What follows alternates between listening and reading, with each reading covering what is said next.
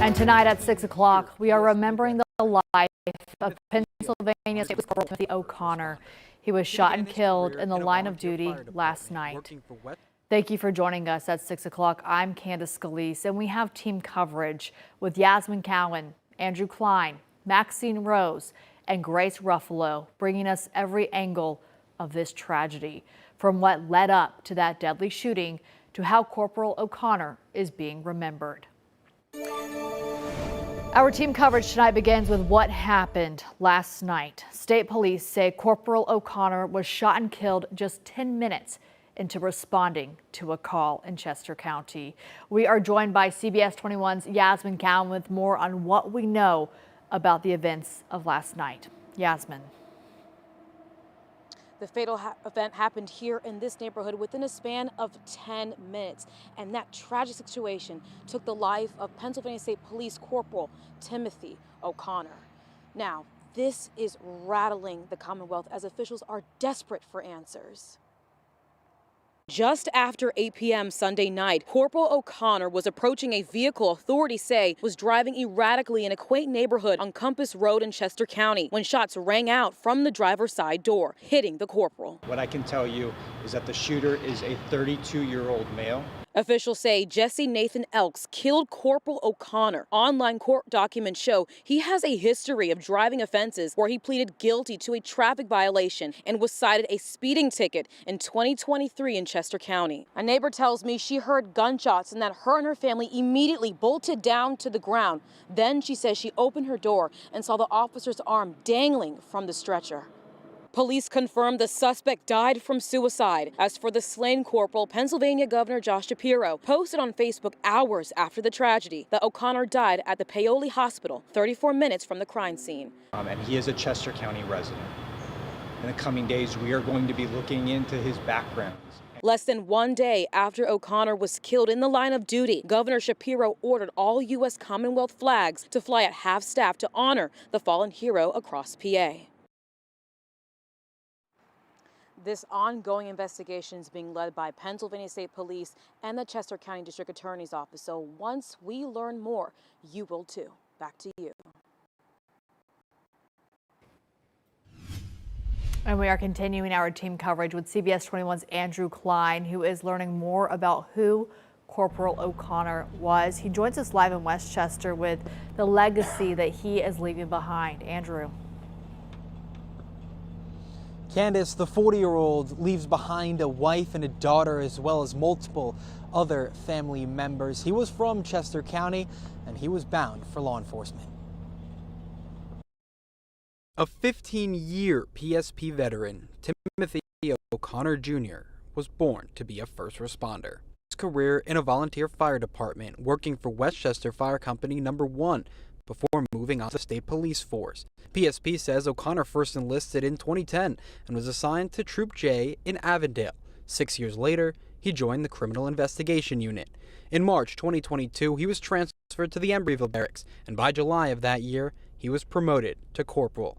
Each of O'Connor's parents honoring him with posts on Facebook. Timothy's mom, Maureen, saying, quote, "Rest in peace, my boy. Mom has it from here." And his father, Timothy, saying, "My hero lost his life tonight." Troopers Association of Pennsylvania also giving out a statement that talks about how something like this is a tragedy, and it shows that tomorrow is never guaranteed. Live in Chester County, Andrew Klein, CBS 21 News. Andrew, thank you. Certainly thinking about his family tonight. The Chester County community grieving the loss of this hero. And we turn to CBS 21's Maxine Rose. She is live from a growing memorial outside of State Police Troop J Barracks, who this trooper served with. Maxine, you spoke with those who were close to him, and you're getting a better idea of how people are reacting tonight. Here at the Embryville Barracks, you can see this patrol car behind me. Just moments ago, we saw people adding more flowers onto the hood. This is the same car, I'm told, that Corporal Timothy O'Connor was driving just last night while carrying out the traffic stop. The people that come here today and in the surrounding areas say that they are turning to God and to their faith in a moment of disbelief. My heart sighs and cries for America, and I think the greatest thing I could say today would be this is another incident that calls us to our knees before God. Community members in and around West Caln Township say this is a rare and tragic event. But like the chaplain, many also said they felt violence was becoming increasingly more common in the country. One man said he was sitting eating dinner in Parksburg, just 10 minutes down the road from where the shooting happened last night, when dozens of state police and first responders came rushing by. He said he knew immediately that something had gone very wrong.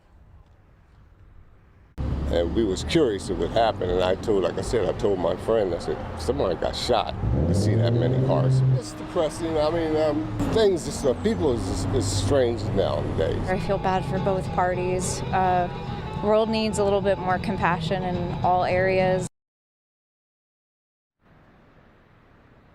And plenty of heartbreak here tonight while the memorial behind me continues to grow throughout the rest of this evening and even the week and on.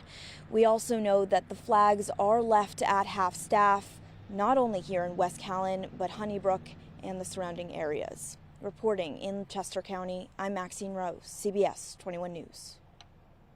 Life is so precious, Maxine, especially those men and women in blue who are out serving every day.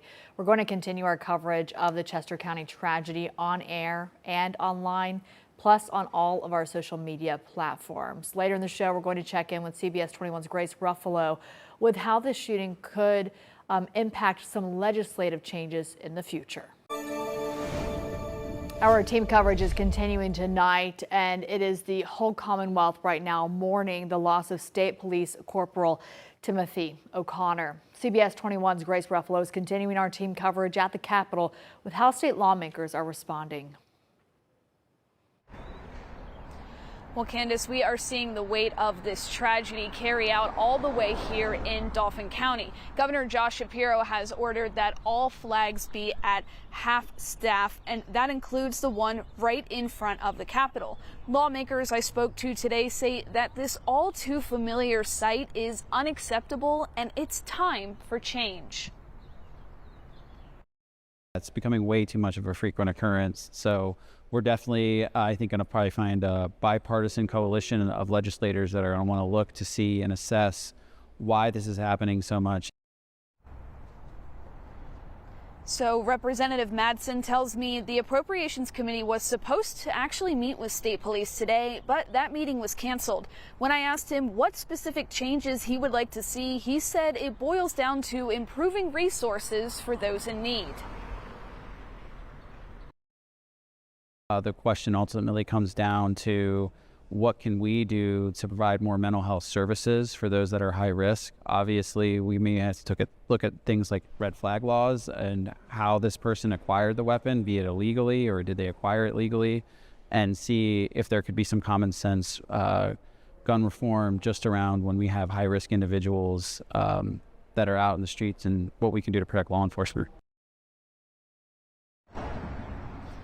And to check out more responses from officials, you can head over to our website. That's CBS21.com. Reporting live in Harrisburg, I'm Grace Ruffalo, CBS 21 News.